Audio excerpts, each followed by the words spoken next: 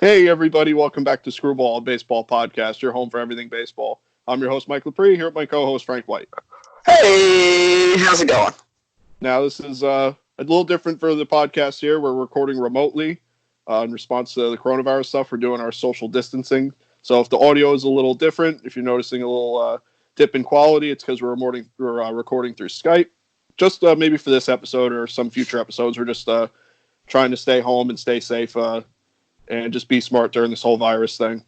But this episode, we're going to be talking about current players that we love. Last week, we talked about just overall favorite players that we watched growing up. And this episode, it's just going to be focused around current players, all players that are still active in the MLB and are playing. Hopefully, this season, they'll be playing at some point.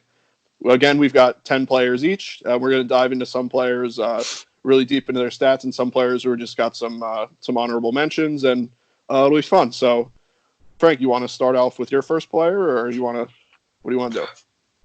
Sure. I can start it off. That seems to be the going trend for our episodes. All right. And like you said, this episode is going to be, structured very similar to last week. It's just going to be current players instead of, former players. So the first player that I like to talk about would be Matt Olson for the A's. Mm-hmm. He's obviously the first baseman. He's played 4 seasons. He's a young guy. He's 26 years old. He hit 24 home runs in 59 games. Okay. His rookie year, he came up and just really shocked the league. If you remember, he came up, hit a bunch of home runs, came out of nowhere, and that was late in the year for the A's.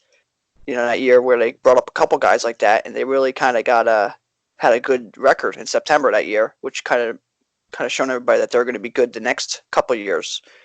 But yeah, he's a real power guy. He's got brute strength. He's good against righties. He's good against lefties. Last year, he had 36 home runs and 91 RBIs in 127 games. He missed some time early in the year because of the broken hamate bone, which is supposed to be it's a wrist injury. It's supposed to take power away from you, but he still had 36 home runs. I mean, he has 89 career home runs. He's a 254 lifetime hitter. He finished 4th in Rookie of the Year in 2017. He won a Gold Glove in 2018 and 2019, and he's just a really really great player and a bright spot for the A's. Cornerstone guy to go along with Matt Chapman over there for the A's. I just really like watching him because he's a dominant power hitter. A guy that doesn't really get talked about that much, and he's a great defender. And he's just he hits against both lefties and righties, which is something that you don't really see that much anymore from power left-handed batters. A lot of times you see shifts on them and they sit against lefties, but he's all around. He's a really good player, so definitely one of my favorite guys. Yeah, I like Matt Olson too a lot. Like you said, that cornerstone with him and Matt Chapman over at the corners are playing for Oakland. He's a real promising player. I don't know how many seasons is he in now. He's in his 3rd, 4th, 5th season. This will be his 5th season. That's what I thought. Technically, because he came up 2016. He actually came up and played like 11 games or something. But this is going to be more of his. It's going to be his 5th season technically, but it's really going to be like his 4th season of actually getting some serious playing time. But still, he's just turned 26, I think, a couple days ago. Yeah, like the end of March or something. So he's still very young. Yeah, he's still a young guy. He's got a lot of potential, a lot of time ahead of him, to play. And the A's are really good, so he's probably going to see I would hope to see a lot of winning, from him and that team in that time. So actually, my favorite current player actually has he's got the same exact service time, almost the same, where he came up in 2016 and didn't really have all that many at-bats. But Aaron Judge is my current favorite player for sure. I mean, he's just, put aside his, his just leadership potential he's got with the Yankees. He's one of the stars of the game. He's a big, imposing guy. I mean, he's the tallest position player to ever play. I mean, he's, all that aside, he's just statistically, he's a great player. I mean, he's only played 4 seasons, so you have to take a little bit of it. And, he's had some injured seasons. So you have to take the stats with a little bit of a grain of salt. But so far, he's got a 273 career average, a 394 on base, a 558 slugging. He's already got 110 home runs, He's got 246 RBIs, which, I mean, considering how many home runs he's got, that total should be a little higher. But that's still, quite a bit of RBIs. He's got total 19.1 WAR so far in his career, which is pretty good. And defensively, he's really good too. I mean, he's got a defensive WAR of 3.1, and he's got 45 defensive runs saved in his career. He's averaged about 17 defensive runs saved a year. He's really actually good out and right, and a lot of people probably wouldn't even think about that, him being a power guy, just throw him out in right field. In the postseason, he's pretty good too. He actually his numbers are really good in high stakes game. The wild card game, he has like over a 500 average. For his career in the postseason, he bats 257. He's got 8 homers and 17 RBIs in the little time he's got there. And the guy just, he's like kind of the next Yankee captain. I see him getting that captain role in the near future. He's really good for the game. He seems like a really nice guy. He is injury prone is the problem here, and I hope that he doesn't become a what if guy, because he really is good for the game. He's good for New York, and I don't know. Once he came up, I really took it. I actually saw him get drafted. I watched that draft live, and I saw how tall he was, and just that alone, it wanted me to learn more about him and see him actually play. So yeah, I really love Aaron Judge, and again, it's probably my Yankee bias, but he's just I think he's really good for the game, his play and his personality. Sure. Yeah. So that's unless you got anything on Aaron Judge, that's obviously. Yeah, I mean, obviously, Aaron Judge is a gigantic guy with some brute strength, but his defense definitely is something I don't think everybody understands. His quality out there, what he performs, his level that he performs at. Is obviously his arm too is definitely one of the strongest and one of the most accurate in the league. Yeah. He's a really good player. He just has to stay healthy. Yeah, that's the only problem. No question. Yeah, there's no talking. Can he stay healthy or this? He has to stay healthy. That's just he has to. He's at the point where it's like you gotta stay healthy or we gotta figure this out. Yeah. You have to get him at first base or DH at something that's less position than outfield. So I mean he's a really good player and obviously one of the faces of the MLB right now, especially on the East Coast. Yeah, I agree. Love him over in New York. My next player that I want to talk about is, arguably my favorite player in the league right now, Chris Sale. And even though I'm a Yankee fan and he plays for the Red Sox the last couple of years, I always liked Chris Sale. I always rooted for him. Yeah, you always did. The only 20 wins the Red Sox got where Chris Sale starts, I would have been happy. That's fine with me. Yeah. But Chris Sale, he's 31 years old. He played 10 seasons in the league already, which is kind of surprising. He's 2018 World Series champ with the Red Sox, 7-time All-Star. He finished in the Cy Young voting in the top 7 years in a row from 2012 through 2018. He's 109-73 in his career, with a 3.03 ERA. Obviously, the win-loss record could be. You look at his ERA, go, his win-loss record's not that big of a separation there. He never was a guy for run support, even with the White Sox, when the White Sox were kind of a middling team, maybe like a border playoff team. Even when he got to the Red Sox there, he never got a super lot of run support, which was weird, especially when you got a pitcher like Rick Porcello, who had, his Cy Young year where he had like 10 runs a game, 11 runs a game. Yeah. But still, he has, like I said, 109-73 win-loss record, 3.03 ERA, 2007 strikeouts in his career. Pretty good. He had 274 in 2015, and then he had 308 in 2017. It's ridiculous. It's unbelievable. He has 16 complete games in his career. That's impressive.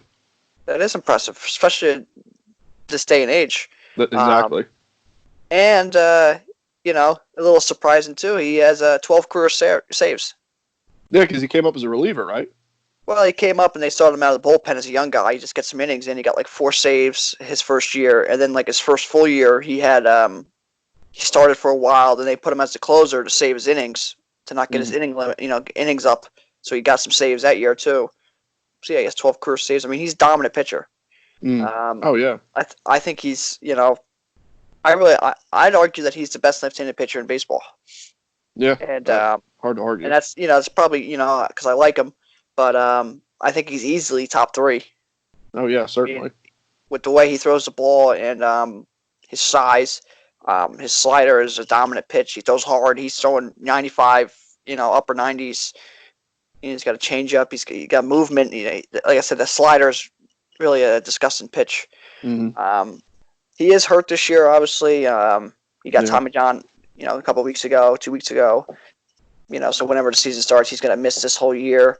Next year, he'll probably miss a little bit in the beginning, but still, he has, he still has some really good years left. He can easily hit 200 wins in his career. Mm-hmm. I think. I think so too.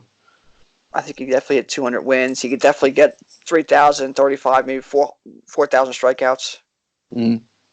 And he's even a guy that can, might hit a couple more complete games. Hopefully win a Cy Young because he definitely deserves it. But he might even get to later in his career where maybe he loses a little velocity and, he comes out and is a closer. Mm-hmm. Yeah, I can see that. Because of his lefty and because of the windup he has. He definitely come out and throw one inning and be kind of a closer. So that's something you might be able to see later on in his career that extends his career. But he's a guy who's really on the path for a Hall of Fame career, especially with getting that World Series ring. That's definitely going to help his Hall of Fame candidacy. He's just going to need. I think if he could get a Cy Young, I think it puts him in. Yeah, I agree. Yeah, he's a really dominant guy, and it's a shame he's hurt this year now, and he's going to be out a good portion probably of next year, maybe like the All-Star break or something. If worst case scenario. And it's a shame too because he's 31. He's kind of right in what you would think the prime of his career. He's on the other side of 30 now. Right, but you know what? Last year he had injuries. Didn't have a lot of innings on his arm last year. This year, obviously, didn't pitch at all. Season never started. He didn't even pitch in spring training. Had the arm injury. He's going to get that fixed. So hopefully, that kind of bounces him, get a bounce back out of him, like a second wind in his career. But yeah, he's a superstar guy. Really intimidating guy. You remember the story where he didn't like the jerseys for the White Sox, and he cut them up. And yeah, I remember watching him. One of the teams, they say, were stealing signs out in center field, and he struck the side out and tipped his hat out there. Yeah, I remember that. He's just a badass out there. Yeah, he is. And he's dominant. And like I said, lefty on lefty, I think he's unhittable. Yeah. Oh yeah, 100%. I mean, how do you even with that arm action that he's got, the slinging that he, I'm surprised he even is getting Tommy John the way he throws. Seems like he's just got a rubber arm. And that's the thing too. A lot of people didn't think he was going to last because of his motion, but really he kind of proved a lot of people wrong. I mean, he played 10 seasons without actually having an injury, and then obviously now he has a major injury, but still he lasted 10 seasons before a major injury, and I think he's going to be a great bounce back guy, and last at least 5, 6, 7 more years after this. Yeah, no, I agree. Chris Sale is. We wish him speedy recovery. He'll be back to pitch for sure. And I'm sure he'll be, people are coming back from Tommy John and they pitch, arguably even better. So, I mean, he'll be just fine. Yeah. Moving on, I actually got a big lefty of my own here that I want to talk about. Another A's player we're bringing up here. I got Sean Manaea. Only played 4 seasons so far. Not a whole lot of innings and numbers to go off of here, but so far in his career, he's 35 and 28. He's got a 3.77 ERA, so nothing super dominant, but he's above average. He's almost exactly a little shy of 500 innings for his career. He's got a 7.3 K per 9, and he's got a 3.01 strikeout to walk ratio. So for every, say he strikes out the side, then he'll walk someone or and so on. And for the postseason, he only had one start. That was last year's wild card start against the Rays. It was not good. I think he had an 18 ERA for that game. So that's not much to go off of, but you got to keep an eye on something like that if that's what you're getting out of your what you want to be your ace. That's the wild card game. It's a do or die. So just keep an eye on that. He's a big, tall lefty, so that's valuable to have a big lefty.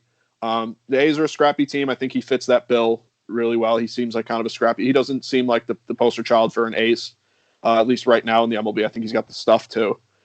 He's young. He's only, he's pitched in 4 seasons. I believe he's 26, 27 years old. He's still got a lot of time ahead of him to figure stuff out and get better.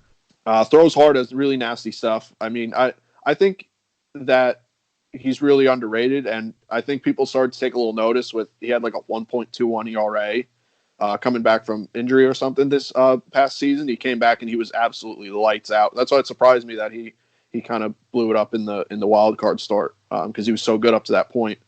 But I think he's a guy that for the him and Jesus Luzardo could be those top two guys for the A's if Jesus Luzardo really pans out how they want him to. And I don't know. I just really like Sean Manaea. Maybe it's a little bit of an underdog thing that I like about him, but I think that he's someone to watch in the coming seasons. He's still young and he's approaching probably the prime of his career. So we'll see what happens with him. I really like Sean Manaea, at least so far. Yeah, and he no-hit the Red Sox a couple years ago. Exactly. I think it was the Red Sox World Series team. He actually no-hit. Yeah, right when they were in that real hot start they got too. Sure. So they were really hot. You got Sean Manaea and hopefully Jesus Luzardo and AJ Puck. So you got three real big lefties there on that team. That could really be a three-headed monster to go along with guys like Chapman and Olsen. Yeah. I mean, the team's already scary. Imagine if these young guys keep getting better. My next player that I really want to talk about is a real veteran player, Nick Markakis. Oh, I love Nick Markakis. Yes, one of my favorite players. He's played 14 seasons in the majors. He's 36 years old. Mm-hmm. He's a one-time All-Star. Just and strange. That was recent. Recent. It was 2018, I believe, was his first and only All-Star game. He had a funny quote too. He said, "I was kind of hoping to go my whole career without making an All-Star game." That's not the exact quote, but it's very similar to what it was. He said, "I was kind of hoping to go my whole career without making an All-Star game." He just thought it would be funny. He's a 3-time Gold Glover. He's a Silver Slugger award winner in 2018. He's a 288 career hitter. He has 188 home runs, 1,031 RBIs. Okay. He has 2,355 hits, and he has 499 doubles. Okay. His next double, 500, which is a nice number. Yeah. He's very durable throughout his career. He's played 155 plus games 11 times. Oh wow. And one of the years he didn't play 155, he played 147 games. Okay. So out of 14 years, 11 of them was 155 plus. 12 of them were 147 plus. I think last year was like 109 because of an injury, or 120 of an injury, then 109 another year. So every year he's been, I think, 109 plus games. But he's a veteran guy. Could be more slotted in. He's maybe not be the starter anymore. It could have a factor into it. Sure. I mean, in 2018, he played every single game, 162. Yeah, it's great. It's impressive. Yeah, obviously he played with the Orioles when they had some bad years, and he was there when they got to the playoffs, which was great. Went to the Braves when they were bad, and really was a huge veteran with Freddie Freeman to turn that team around. He's a guy who I think this shortened season or this delayed season, whatever it's going to be, is really going to hurt his chance at 3,000 hits. Yeah, because it's a guy that just kept his average, which was like 155 for hits a game or hits a season, somewhere in that area. He was going to get 3,000 hits. Yeah, he's at 2355, so he plays 3 more season of 150. That's 450 right there. That's putting him at 2,800. And just play 4 seasons with about 150. He's getting right around 3,000 hits. Yeah, and that's not too much to ask, I don't think. No, especially like you said, he doesn't have to play full time.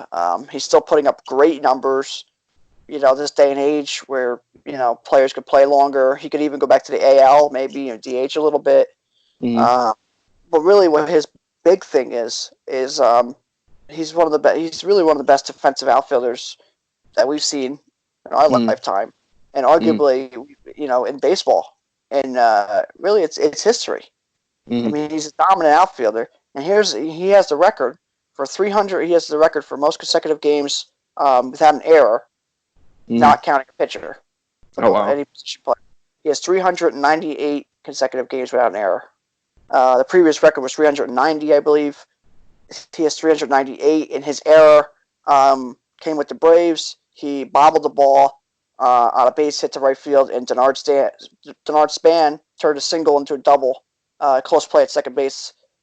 So it wasn't even like he missed a ball or did something crazy, dropped a pop up. He just bobbled it, and he took the extra base on it.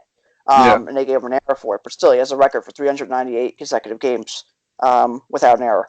And like I said, 3-time Gold Glover, which really should be higher than that. But I think with the Orioles not being good, he kind of got discredited a little bit. And then with the Braves kind of not being good when he first got there, he kind of just got forgotten about. And I think that's kind of his whole career. It's just kind of like the forgotten man, really. Because if you dive into his numbers, I mean, like I just gave, I mean, he's got some great numbers. He's got a chance 3,000 hits. And if he gets 3,000 hits, he's obviously a Hall of Famer. Oh, yeah. And if he doesn't get 3,000 hits, if he gets close, I mean, I think you gotta look at putting him in.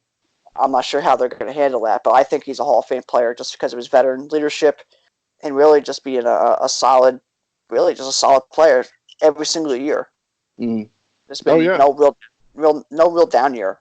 So yeah, which is impressive, especially out of a guy that's been playing that long. And he seems like a guy that it's rare to see guys stick around on teams anymore. Even if they sign a big contract, a lot of times they get moved, and to see him go through the ringer with the Orioles, they were really bad, and go with the Braves too to get them to get better and get that new stadium and kind of re-energize that team. It's a real something to say about a player like that, and he's got really good numbers. I think by the end of his career, he's a Hall of Famer. I'd vote for him. It sucks that he only has that one All-Star game so far. It's just weird that when you look at his final accolades, like when he retires, you're going to see like 1 or 2 All-Star games. It's just like, wait a minute, what? That's not right. Oh. But I always like Markakis too. He seems like a quiet guy, kind of goes about his business, except for if you ask him about the Astros. He had that quote that was a little out of character for him, I thought. But when you got a situation like that and you got someone like Nick Markakis who's real quiet, saying stuff, then there's something messed up. But moving on here, I got another position player too here. Is one of my favorite players in the league right now. Another kind of we would both probably call underrated guy, but Jose Abreu, over in Chicago. He's been playing. So he came in the league a little later. He came in when he was 27 years old. I believe that was his age when he came in. He's played 6 seasons so far, so he's still you could consider kind of new to the league, newish. So he's played 6 seasons now. He's got a 293 career average. He's got a 349 on base percentage for his career. He's got a 513 slugging. He's got 179 RBIs, 179 home runs, and 611 RBIs. Which, if you do the math there, that's averaging 100 RBIs a season, 100 plus. That's talk about production. He's got a 20.9 WAR, and the only blemish I really find with this guy is in his statistically with his defense. I don't watch the White Sox that often to tell you with my own eye how good his defense is, but statistically he's got a defensive WAR of negative 7.6, and he's got negative 25 defensive runs saved, which averages to about minus like negative 4 defensive runs saved a year, which is not great. So his defense could use a little work. I don't know if that was always an issue or if it's just regressed. Maybe over time he is getting, I guess you would call it a little older now. He's on the opposite side of 30. He doesn't have any postseason stats yet that I like to bring up postseason stats for these guys. But I think that soon with this White Sox team, I think that he'll start to see some postseason time, and I think he'll do just fine in the playoffs. I don't think that there's going to be a problem there. He seems like a leader over there. He's kind of been putting up with that bottom of the totem pole White Sox team. They're not really haven't really been all that competitive until now. And the unfortunate part I would say too is that he kind of came in the league late. I wish we got to see him when he was 22, 23, 24. I believe was he a Cuban defector? Is that why he came over late? Yeah, they signed him as a free agent, the White Sox. Yeah. So he was a Cuban defector. That was that's it. That was what I thought once I seen his age. I was like, oh, he must have been a Cuban defector, which is unfortunate. I'm sure he was even more talented. Imagine if we saw him at that young age. But I think the number that stands out to me most is just, first of all, his consistency, and second of all, his RBI total. I mean, players like that, I feel like are increasingly rare. Guys like to mash the ball, but I think that if you're really productive with people on base, even if you're not mashing the ball, just getting the base hits with men in scoring position and driving in runs, it's just as valuable a team as someone who hits 50 home runs. Sure. So I always like Jose Abreu out there. He seems like the Cuban players have that kind of brashness about them. They're kind of in your face and they let you know how good they are. But Jose Abreu doesn't seem that way. Especially there's a lot of players, including Tim Anderson on that White Sox team, who really let you know how good they are. And Jose Abreu seems to just quietly go about his business. I always kind of respected that. So yeah, I mean, I always liked Jose Abreu, and I think that he should get a little more credit than he deserves for a first baseman. Sure. Yeah, I mean, he's a run producer, and really with some not good teams. Yeah, So, unfortunately. you build a little bit of a lineup like they have. His RBI should only go up. He's a very good player. Drives a lot of runs. There's a reason why the White Sox did this rebuild and didn't get rid of him, because they could have easily traded him and got some other prospects as well. But Yeah. they wanted to keep him, in similar fashion to what the Braves did with Freeman and what the Reds did with Votto. They wanted to keep him and kind of build around him. Yeah. And I think it's well deserved. Oh yeah, 100%. So, He's gonna be a cornerstone of that franchise now. Sure. And so moving on from Abreu, my next guy I want to talk about. I really enjoy watching, and I do follow pretty closely. Is John Gray, pitcher for the Rockies. He's 28 years old. He's played 5 seasons with the Rockies. He was a former first-round pick in 2013. He's 43 and 33 in his career. Okay. He has a 4.46 career ERA, which is probably maybe a little above league average for ERA. He has one complete game, one shutout, 670 strikeouts. He's a little wild at times. He does walk guys, gets himself into trouble a little bit, but he has some really nasty stuff. Big curveball, slider. Throws very hard, high velocity. I definitely think he has some strong years coming. Last year he had a good year he was putting together. He's like a 3.7 ERA or so. Then he had that foot injury, cost him about a quarter of the year. He also has a little bit of, I guess you can say, the Colorado effect. Yeah. Where I think his stats get a touch inflated. Pitching in Colorado, also pitching against some good teams like the Dodgers. Like the Diamondbacks have had some pretty good offenses. Yeah, obviously the Dodgers had good offenses. Even the Padres with their offense kind of getting better. So he's definitely had a hard script out there. Hard circumstances to deal with. But as a former first-round pick, the talent's all there. He puts together some really good years. He's had some really good starts. I watched him, many a times on TV. He's even a guy here at this time in his career where if the Rockies falter this year, he could be another guy if they trade away. They might trade Arenado away. They could trade John Gray away. And he's a guy, if you get him out of Colorado and you put him on a winning team, you might really see him blossom. So he's just a really good pitcher, and I really like watching him. I kind of followed him once he got drafted. I kind of liked him right from the get, and I really hope he keeps progressing and he really shows up and he can get to a couple All-Star games and really have a nice career because he says 28 years old, so I'd say he's got like 10 seasons left.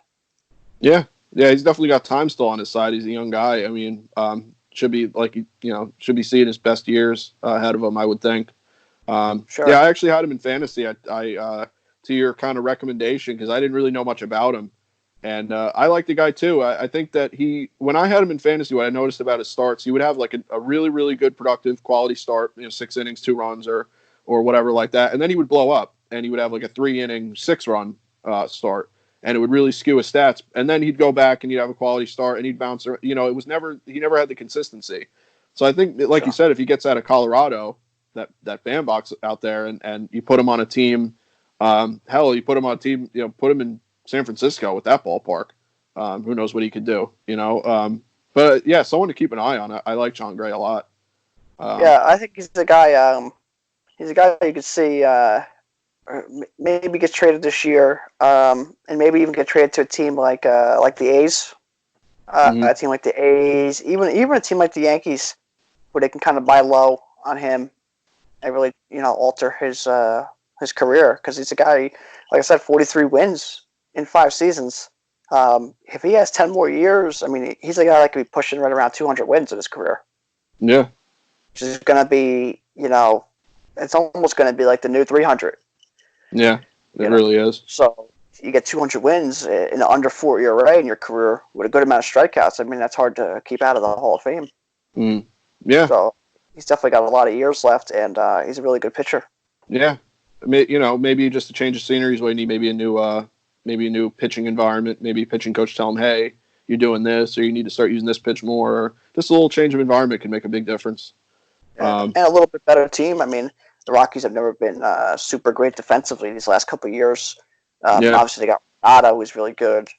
David Dahl's a pretty solid defender, and Trevor Story. Other than that, though, I mean, first base has always kind of been a question mark. Second base, they have a couple of young guys now coming up. They have Ian Desmond, who doesn't really play great defense at the couple of positions he plays. Charlie Blackman's not a dominant defender. Ketchin's been a revolving door. So, I mean, if you put him on a team with a little bit better defense and, a ballpark that's a touch better than Colorado, you definitely could see the numbers jump off the page. Yeah. Another guy to look out for. Hopefully he turns around and really turns it on, So I got another pitcher too here. I got a guy that I really come to like. He hasn't been in the league really all that long either. I got Mike Clevenger from the Indians. Sure. He's only been in the league 4 seasons, kind of similar to some of my other players here. He's got a 41-21 record, a good positive record. The Indians have been good lately, so with his run. He's got a 3.2 ERA, so good ERA.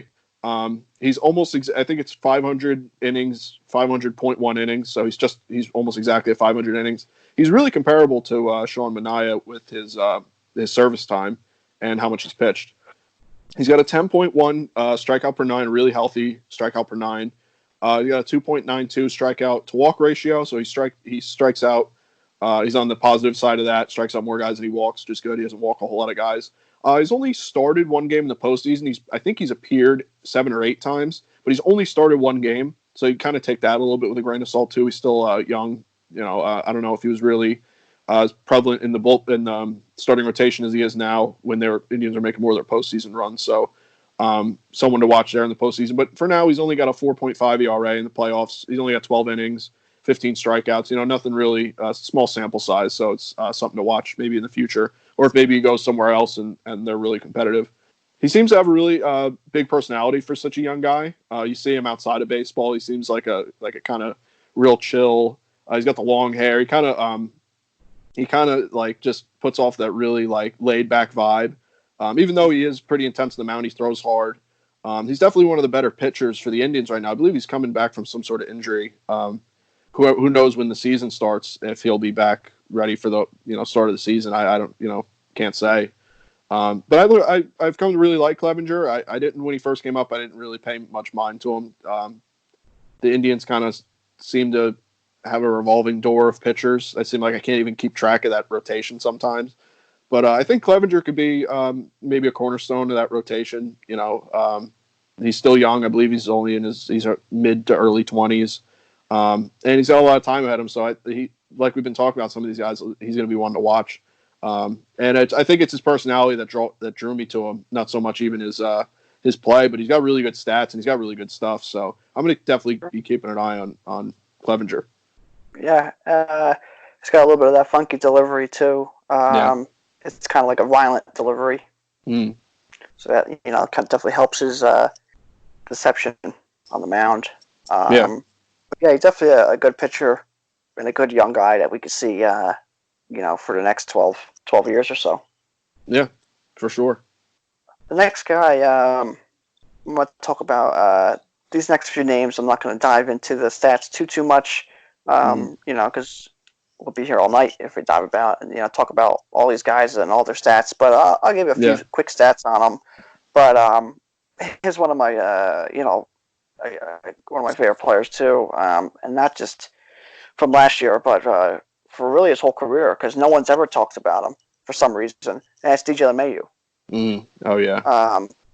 He played with the Cubs a little bit, and then he got traded to the Rockies and had some really good years. Became a free agent with the Rockies. or from the Rockies, I should say, and nobody wanted him. Nobody took a look at him. Nobody wanted him for some reason. And he's a guy. I mean, here he's 31 years old. He's played 9 seasons in the league. 3-time Gold Glover, 3-time All-Star, Silver Slugger. He finished 4th in the MVP last year. He won the batting title in the NL in 2016. He batted 348. 348. I don't care. Colorado and all this. He never hit a bunch of home runs at Colorado. In fact, I don't want to hear it. He was smacked base hits. Yeah. There's some teams that almost played him like a lefty because he could smack the ball to right field so much. Mm-hmm. He's a 302 career hitter. Yeah, which is really good. Yeah, he's an underrated guy his whole career, and he's a dominant defender at second base. He's really good at third. He's dominant at second. He's above average at first. And it's a guy I just can't see. Nobody wanted him for some reason. Yeah. And I went to the Yankees in a big market on the East Coast, and he blew up. Yeah. And now people kind of understand what he is. You look at his numbers now, but before this past year, almost like no one cared, and he was 348 in 2016. Won a batting title. He's a 302 career hitter. And like I said, 3-time Gold Glove. So I mean, he's a really dominant player, and he's a guy that I really like to watch. And he's a clutch player as well. Throughout his whole career, he's came up with big hits for the Rockies and for the Yankees. And he's a guy that an old school guy, doesn't say nothing, and just kind of plays the game, and doesn't strike out. And there's not much else you could say. It's just a guy that doesn't get talked about, and it's a shame. Yeah, both me and you really liked LeMahieu before he came to the Yankees, and neither of us could understand why he actually got a little bit of, like, the Yankees got a little bit of backlash when they signed him before last season, and we were like, when we seen him get signed, we were like, this is great, this is perfect, he's gonna produce. I don't know what his playing time was. We didn't know he was going to get as much playing time as he did, but I'm glad he did. Yeah, when they signed him, I mean, I was immediately saying that he was because of his versatility, he was going to get his 500 at bats. And if you remember, I mean, I said this guy's going to be about our best. He's probably going to be our best hitter on the team because he's going to hit. He's not going to strike out. He's going to hit for over 300 average. He's going to play great defense at whatever position he's going to play. But he's going to put the ball in play. Yeah. He's going to produce. He's going to come up with hits and runners in scoring position. That's what he did. Obviously, he went up above and beyond last year. But even when we signed him, I kind of knew he was going to be really our best hitter, one of our best hitters in our lineup because of that, because of his ability to make contact and just smack base hits. Yeah, and that's saying a lot from the Yankee lineup. They needed a guy like him to not come up and want to mash the ball. He's a table setter. I friggin' love LeMahieu at the top of that lineup, and I hope they sign him to an extension. I would love that. Yeah. But we'll see. Let's play baseball. Let's figure out when the opening day is going to be. So a guy I got, the veteran guy, both of us, I know for a fact we both love him. I know you do. I got Howie Kendrick. Yeah. I got his autograph sitting right over there. Yeah, I don't have a whole lot of stats on these next two guys. I want to do the stats on the guys I really like in the league. I mean, I love Howie Kendrick, don't get me wrong, but I didn't want to he was one of the guys I chose not to do in-depth stats on because he's a veteran, so he's probably got a whole career's worth of stats I could dive into. But he seems to age, I wrote down here, he seems to age like fine wine. He almost seems to be getting better. I mean, he batted like 330 some odd, 344 last year. Yeah, it was ridiculous. I mean, and no one said anything. He basically, got the Nationals to where they were. He was one of the players that got them to where they were last year in the World Series. He essentially won that Game 7 for them with that home run off the foul pole. I mean, the guy's just really fun to watch. He's really likable. He's got that big smile. He seems to love everywhere he goes. He plays everywhere.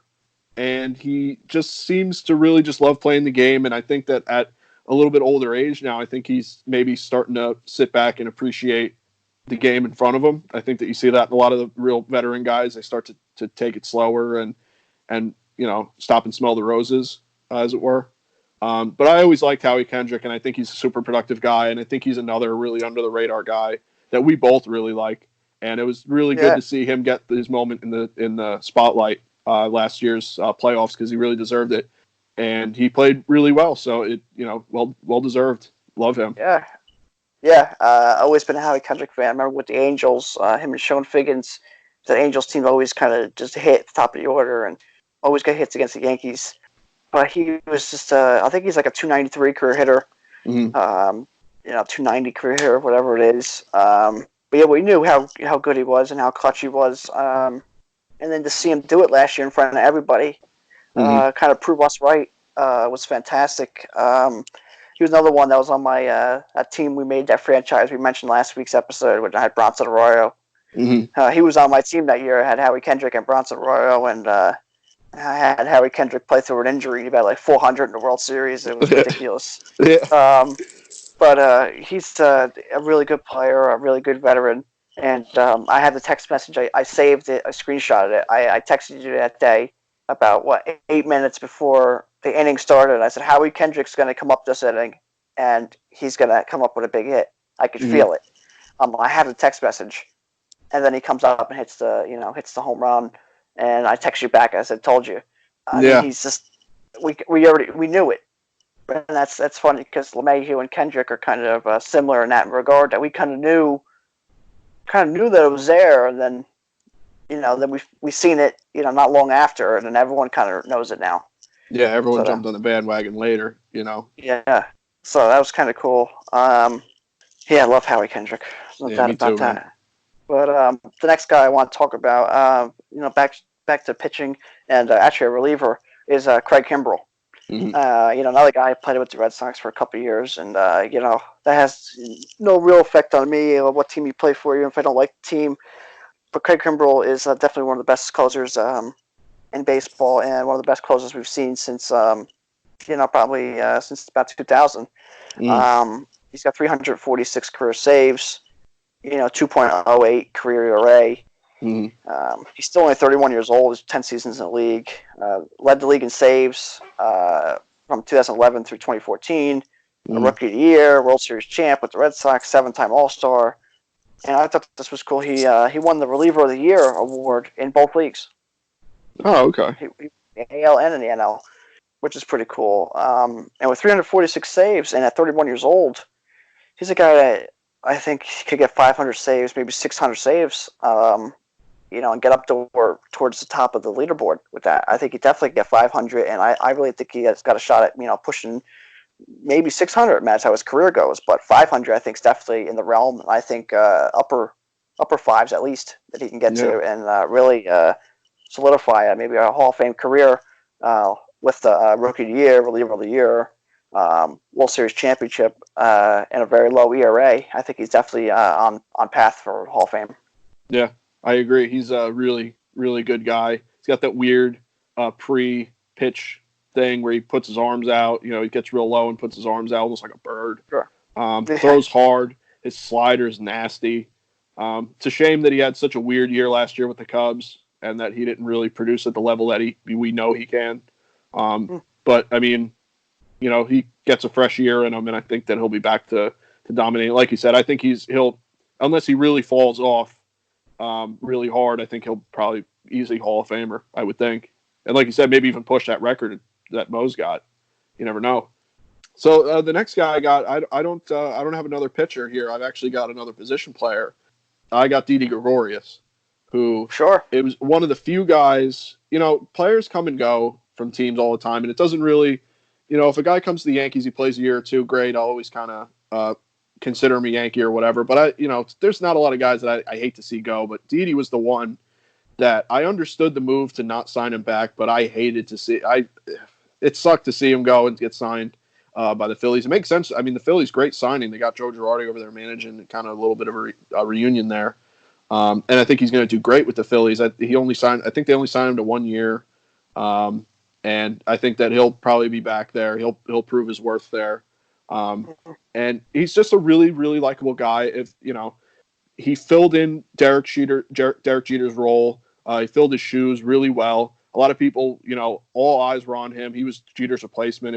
That was an impossible role, and I think he did the best that anyone could do. And I think that's where I got a lot of my respect for him. I knew that he was going to come over to the Yankees and be good, but I didn't think he'd be this good. This much of a fan favorite. Yeah. And Yeah. go I ahead. remember when he got traded.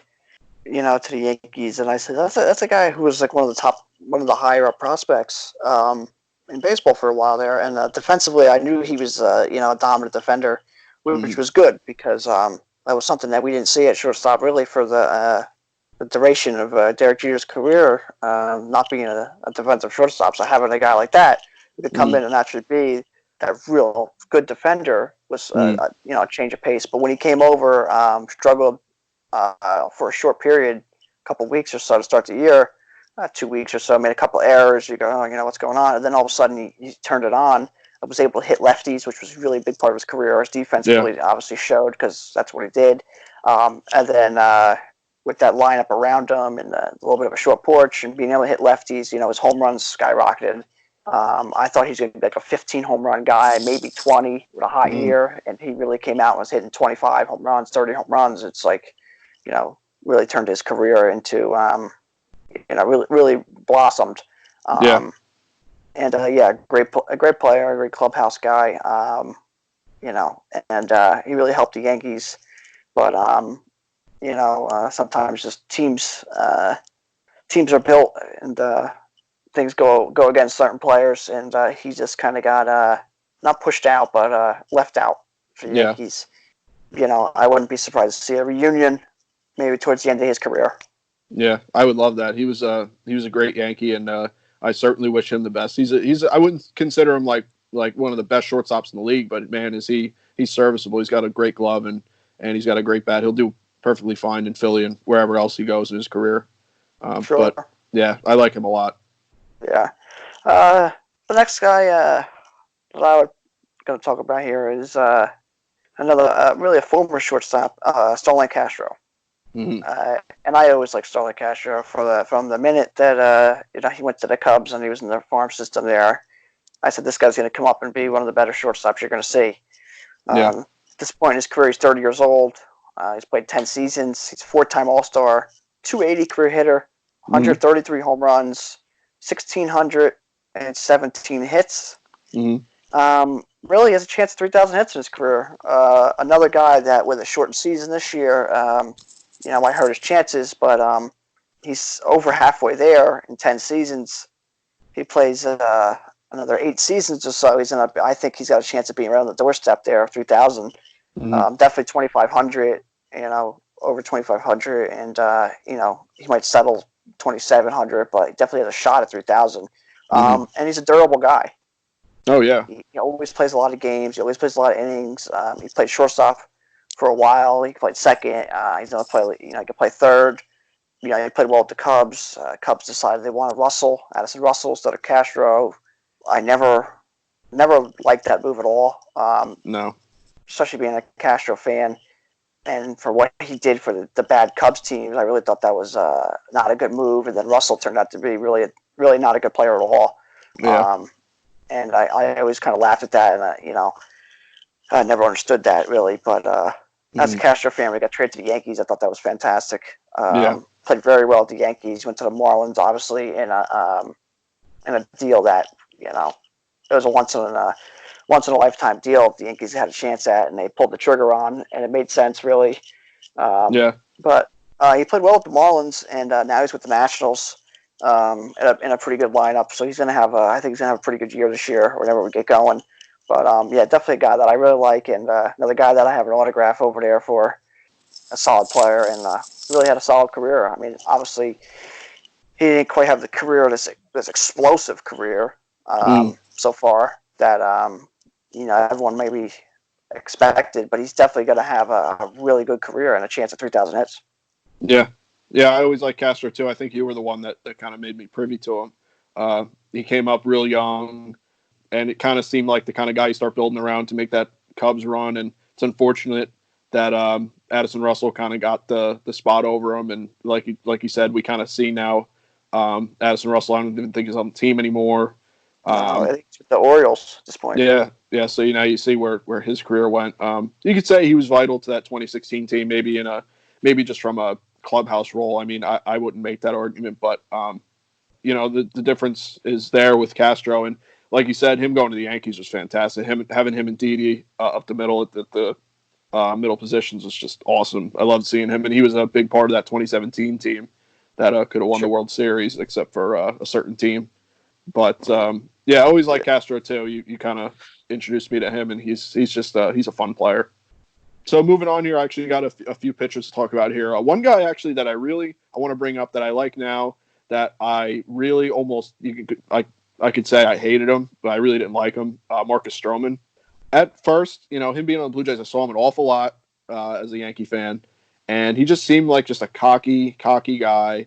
He's really, he's the kind of guy that he'll strike one person out in a meaningless game and he'll yell about it and be real dramatic and stuff. But as I've kind of watched him over the years, he pitched for Team USA. He got traded over to the Mets. I started watching him a little more. The Mets tried to make a little run there at the end of the season, and he seems like a really fiery guy. He's got a flair for the dramatic. He seems like the kind of guy you want on your team if you're going to make a postseason run, because he seems like the kind of guy that would really get that whole dugout, really up off the bench and really in a game. He seems like that kind of guy. He's not really this tall, intimidating guy either. He's a pretty short guy, if I'm not mistaken. I think he's under 6 foot. I think he's like 5'10" or something like that. So he's not really like imposing on the mound or anything. And his stats aren't really like overwhelming. He's got like a 3.7 ERA or something like that. He's not like this super ace or anything like that. But I just really think that these really fiery guys, it goes a little too far sometimes. I think, especially with the just the current state of the game, people like that, flipping the bat and talking trash. But I think it goes a little too far. But I've grown to, Marcus Stroman's really grown on me. I think he's a good pitcher. I think he's a good 2, 3, 4 guy, and I think that he's going to do just fine with the Mets. I kind of wish he was a Yankee, but and I think he wishes he was a Yankee, but he's on the Mets, and he's even really needed with Syndergaard going down. So I'm going to keep an eye on him. I've grown to like him over the years. Sure, Stroman's a good pitcher. I mean, the only thing with him is, he's considered, I guess, a big game pitcher, but you definitely see a lot of blow up starts out of him, or consistent bad starts out of him when he was with Toronto. So that big mantra where he's got a lot of craziness on the mound and a lot of celebration and excitement, and then a lot of starts that turn out to not be great. Doesn't really match up well, but he's definitely a good pitcher, and he's definitely got a chance to have some really good years down the stretch here, especially with a little bit different division and a little bit bigger ballpark there in the Mets compared to Toronto and Yankee Stadium and Fenway and Camden Yards that he's been used to pitching in. Yeah. And a lot of people like to say battle tested, AL East battle tested, Oh yeah, so. 100%. But the next guy I'm going to talk about is another pitcher, young guy who I always liked, Carlos Rodon for the White Sox. Big lefty. He's 27 years old, 5 seasons in the league. He's a former first-round pick, 2014. Okay. 2014, he got drafted first round in June. 2015, he was on the Major League roster. Oh, wow. So the White Sox kind of always did that. Sale was the same way. Drafted him, and they kind of right up. Rodon is the same way. In his 5 seasons, he's 29 and 31, 4.08 ERA, which is probably just touch under league average. 519 strikeouts. He's always a big strikeout guy. He has 1 complete game. And he has good stuff. He's always had some nagging small injuries. He's been wild at times, but his slider is considered one of the best sliders in all baseball. At 27 years old, I mean, he's still very young. Yeah. He obviously had Tommy John last year, kind of early. I guess it was like May-ish. He had Tommy John. So this delayed season's actually going to help him, because I think he'll be back at some point now, especially if the season gets pushed back. He'd definitely be back in the team, maybe in the rotation for the White Sox, if not out of the bullpen, which would be really good for them. But he's a really good pitcher, or really good stuff, I should say, and a chance to be a really good pitcher. And I always liked him. I think he's with the White Sox having a really good team. I think he's going to be come back this year and have a good season this year. Whatever he is, he'll pitch a little bit, I think, and then next year he'll really bounce back and blossom and have some 4, 5, 6 real good years, and maybe help the White Sox win a World Series. And he might even be an underdog for the next few years for maybe a Cy Young. Yeah, yeah, I could see it. I mean, he's got a lot of potential. He's got really nasty stuff, and I've seen some starts of him where he really lights it up, and he's someone to watch, especially with that White Sox team just getting better and better. He's going to be really good over there. He'll end up being what I would think he'd end up being one of the top guys in that rotation if he keeps up with his stuff and dominates the way he can. Sure. So to actually flip it a little bit, a veteran guy, another veteran pitcher I've got here, almost a complete opposite end of the age spectrum, is Max Scherzer. Another guy who I didn't really care for. He was on the Tigers. He wasn't all that great. He was kind of especially in the shadow of Justin Verlander. He was kind of like the three guy in that rotation that they had a big back in the day, quite a few years ago. They had a really good rotation he was part of. And then he came over to the Nats. He got a huge contract. And it started to see it a little more why people are attracted to him so much, as far as his style and his repertoire and, how good he is. He strikes out a ton of guys. He eats up innings. He's intense. And, for that rotation, it's really needed because Steven Strasburg, for as good as he is, he just can't seem to stay on the mound. Like, he just can't stay healthy. And to have a veteran guy like Scherzer to teach the young guys now and always be out there on the mound. I mean, he had that famous thing where he had the black eyes. He was out there pitching with a broken nose, whatever it was. Well, two different color eyes as well. Yeah, which is always whenever I see his picture on LB Network or whatever, it always makes me laugh. He just looks so goofy.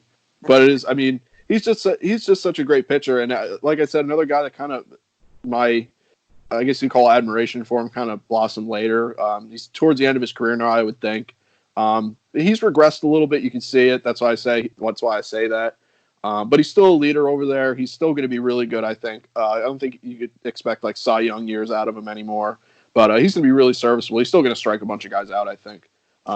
But I like his intensity, and I kind of grown to like Max Scherzer a lot in the league. Sure. Yeah, you gotta like guys who are intense. I mean, that's the way the game's supposed to be played. Yeah. I actually have his rookie card when he was drafted with the Diamondbacks. I have his rookie card over there. Yeah, I mean, he was with Detroit. I wasn't a big fan of the contract the Nationals gave him because of the fact that he never had a complete game in his career before he went to the Nationals, and I don't think he never pitched into the 8th inning of a game. Oh wow. Or once he pitched into the 8th inning game before he went to the Nationals. So I was like, all right, here's a guy you just give a bunch of money to a guy can't even complete a game. Obviously, he went to the Nationals, and I guess maybe they let him loose. Yeah. Maybe they let him pitch more instead of like what teams like the Tigers did. But yeah, definitely an intense guy, and obviously one of the better pitchers we've seen in the last 10 years or so. Yeah. But next guy I like to talk about is another guy who's a veteran. It's still really at a decently young age, but a guy who's been around a long time, Justin Upton. Yeah. He's played with multiple teams throughout his career: Arizona, Padres, Tigers, Angels. He's with now. He's 32 years old. He's 13 seasons in the league. Wow. He came up at 19. It's crazy. As a young superstar for the Diamondbacks. Home runs, great outfield, stealing on bases. He has 298 career home runs. So he'll get 300 this year, which is a big step. He has 937 RBIs. He'll get 1,000 this year. Really, realistically, well, the shortened season, you never know, but he should be able to get 1,000 RBIs, which is obviously a huge number. 147 stolen bases, so he'll get 150 this year. He should. Okay. So big year for him. 1,651 hits in his career. 266 lifetime hitter, which average, that's not awful. He's a 4-time All-Star, 3-time Silver Slugger. He's just had a good career, and he came up really young. He's still got 32 years old. He's still got 6 years left. Yeah. 5 years left. So I think he's got a shot at 300. He's obviously got 300 home runs. He's got a shot at 400 home runs. That's how long he plays and how dominant, how good he is these next couple of years. But I think 400 is definitely, he can get to maybe 450 if he plays a long, couple extra years or has some couple real good years, maybe 500. I think maybe 1,500 RBIs is definitely on the table. 150 stolen bases is obviously there. He doesn't really steal many bases anymore, but maybe 175 he can get to. Yeah. Maybe he turns back the clock, maybe 200, but I don't see Yeah. still much basis. He'll get over 2,000 hits, I believe, Yeah. and maybe even 2,500. And really, he's another guy. I think he has a shot, a late shot at the Hall of Fame. Maybe not his first year, but maybe at the end of a ballot, and of those 10 years, maybe he gets a Hall of Fame chance, or maybe on a year that the ballot maybe doesn't have that many great newcomers on it. Maybe he can sneak in. Or if he, like I said, maybe he plays extra years and gets to 500, or he can get a World Series. I mean, that definitely is going to help his case. But Yeah. really a great veteran. A guy who's been around, like I said, 13 years, and he's only 32 years old. That's a guy I always liked, and a guy who gets hot, and he could just dominate for 2-3 weeks.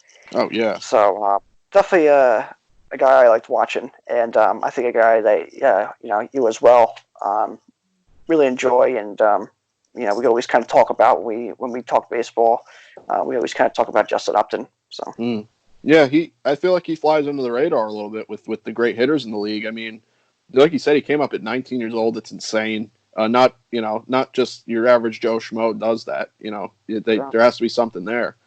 Great fielder, great hitter. I like his swing a lot.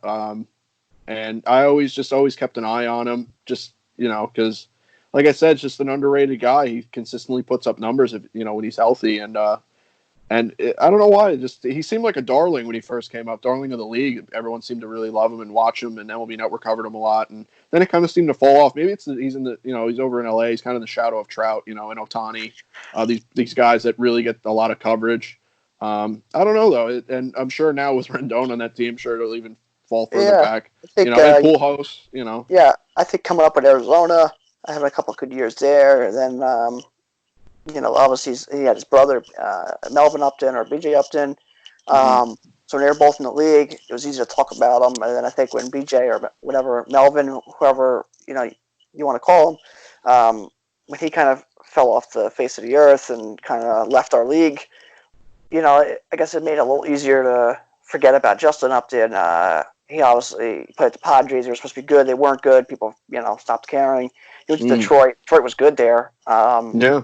But Miggy was there, and there was other people there. So, I mean, Prince Fielder was there. I mean, was that JD Martinez was there too? Yeah, the team was really good, so it was easy to forget about him. But yeah, definitely has a chance of being a bounce back year this year. As we mentioned in previous episodes, I think he's got an easy chance at a comeback player of the year. But great career. Still got years left, and maybe a chance at a Hall of Fame, which is always exciting to watch.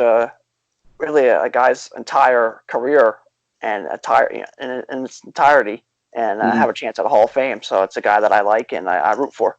Yeah, maybe who knows? Maybe he turns it on in the later stages of his career. Really, stays consistent. You never know.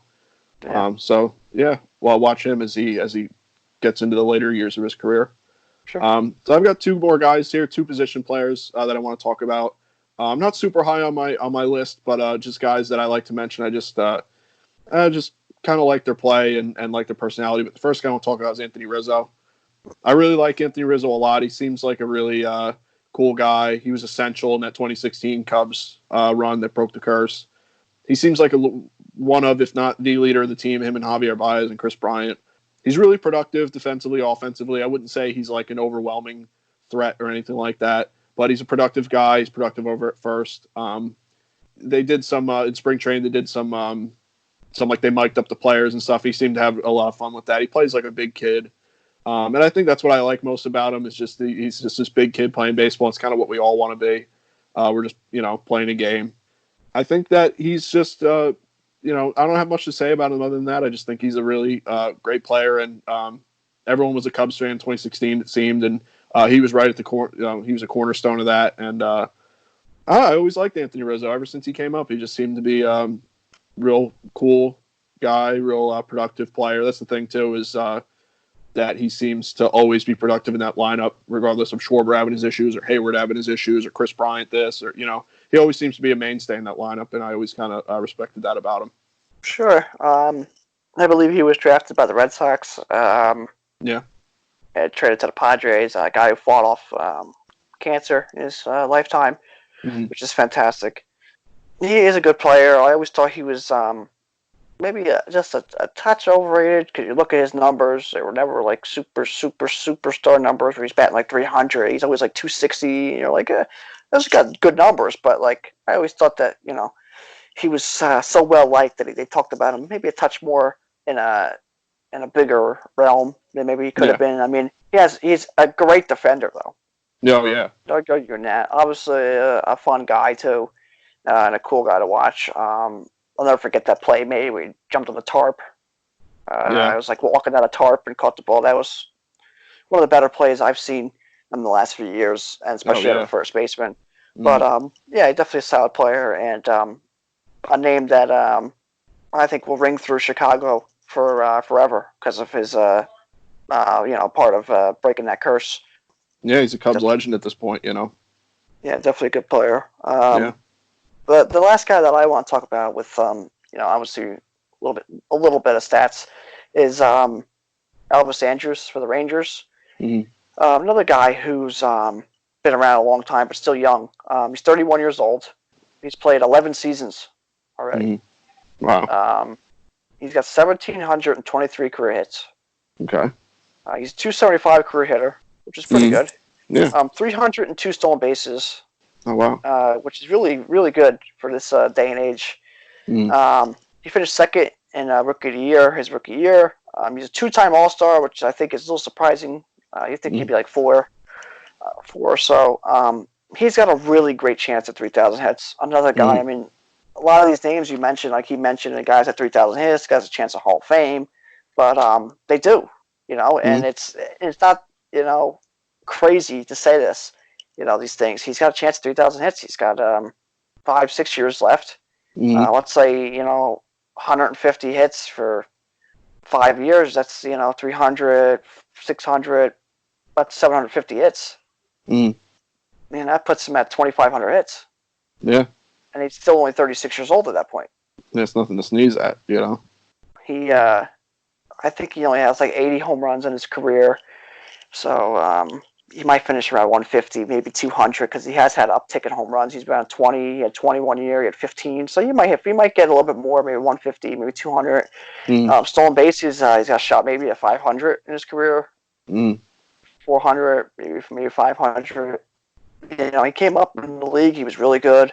And then Mm. he had a couple years where he was down a little bit, and everyone was kind of like, they were kind of throwing him out. Mm. And I didn't understand that because he had like 2 down years or so, but he bounced back and had a good average and plays pretty good shortstop. He's been consistent for the Rangers. He was Adrian Beltre's running mate there, and Mm. they had a good thing going there. But I think he's a really good player. I like him, and I like looking for guys who have chances at Hall of Fame and chance at really good careers, and that's what you see as my list. That's why I like some of these guys, and he's got a chance at 3,000 hits, and a guy who I really like, and he plays at a premier position at shortstop, and he was a big part of the Ranger teams that were good Mm. for those years, like with Josh Hamilton and guys like that. He was a huge part in setting the table over there. So definitely a good career, and definitely got some 5, 6, 7 years left in him. Yeah, certainly. I always, when I think of Elvis Andrus, maybe this is not so much a nod to him, but Adrian Beltre. I always think of them, having fun together and Sure. over on that side of the infield, and it was always fun to see them trying not to touch Adrian Beltre's head. And whenever there'd be a pop up, they'd mess with each other. He'd punch you right in your face. He touched his head. He didn't like that. No, for some reason I don't know. But Crazy. whenever I think of Elvis Andrus, I mean, yeah, you look at his stats; he's a great player. But just whenever I think of maybe him, like the personality of Elvis Andrus, him and Adrian Beltre always having fun. And Adrian Beltre, one of our favorite guys, he was an unbelievable player. So yeah, that's a good pick, Elvis Andrus. So the last guy I want to talk about, a guy that I put at the bottom here. I'd like him, but if there were a guy that I would be interchangeable, my favorite player is probably this guy, Nelson Cruz. Nelson Cruz is a guy, the big blemish that I have, the big problem that I have is that he was caught with steroids, and he was, for a little while there, he was kind of on the, wouldn't say my shit list, but like, it's hard for me to respect guys that get caught with that stuff or get caught cheating and just in general, whatever it is. But over the years, he also came out with steroids, and then immediately was playing for the Orioles when the Orioles were good against the Yankees. So it was hard to, watch him play for the Orioles and then play against the Yankees, and obviously knowing about his steroids. Yeah, he's definitely turned to the good guy in the league. He definitely turned his image around, which is fantastic.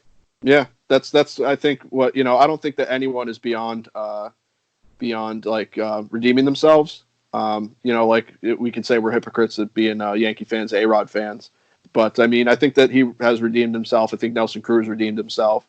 Only time will tell if the Astros do. It's hard to say right now. But I mean, other than mention the negatives about the guy, I mean he absolutely mashes the ball even now. He's still mashing the ball.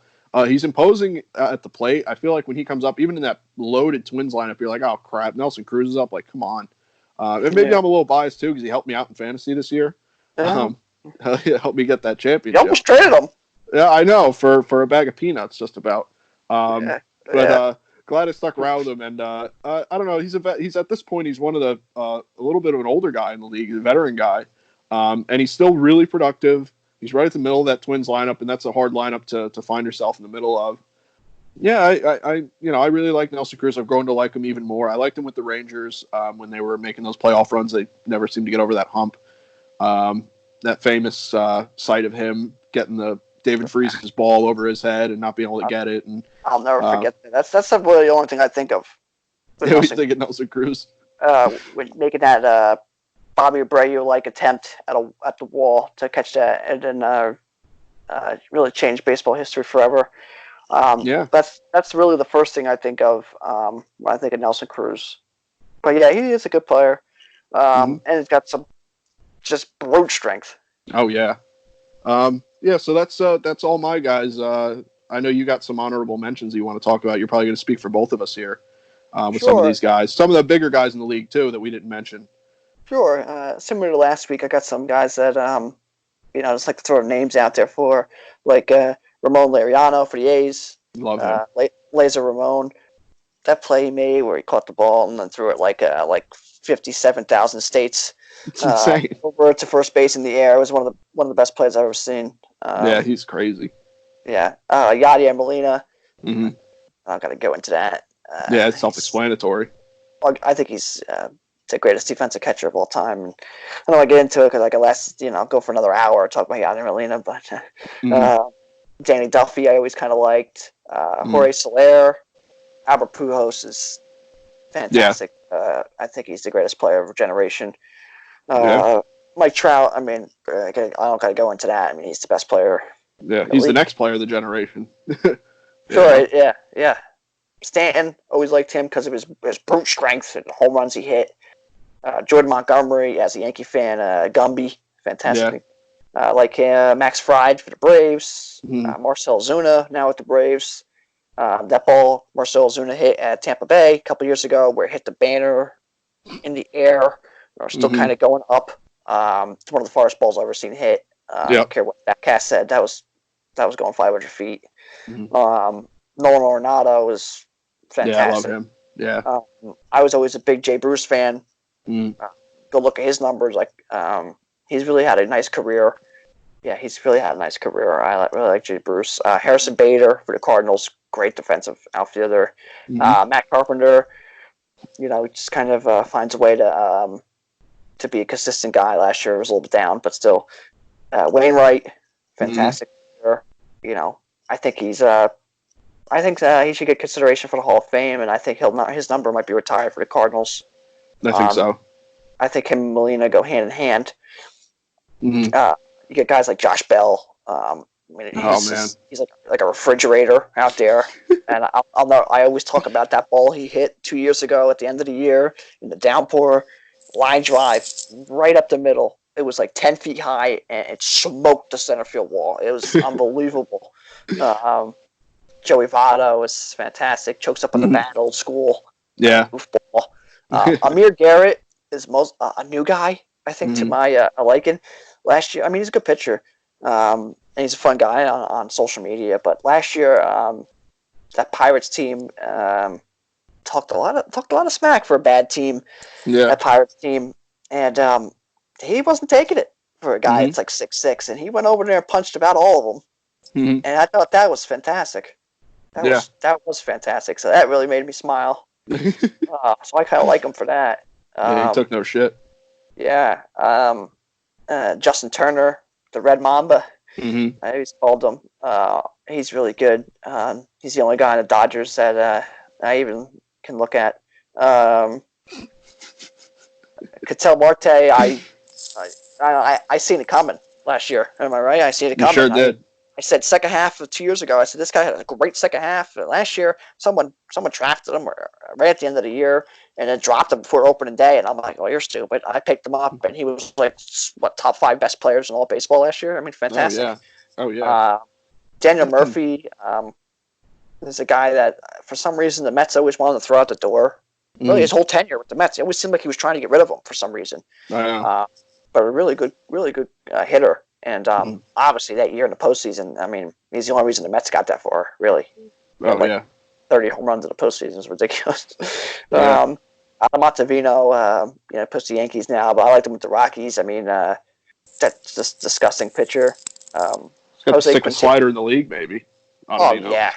Oh yeah. I mean, easy. But another guy, Jose Quintana, really like. Mr. Consistency was with the White Sox for a while. Another newer guy to this list, Liam Hendricks. I think he, was a bounce around guy for a while and really found his place. The last year, especially, but the year before as well.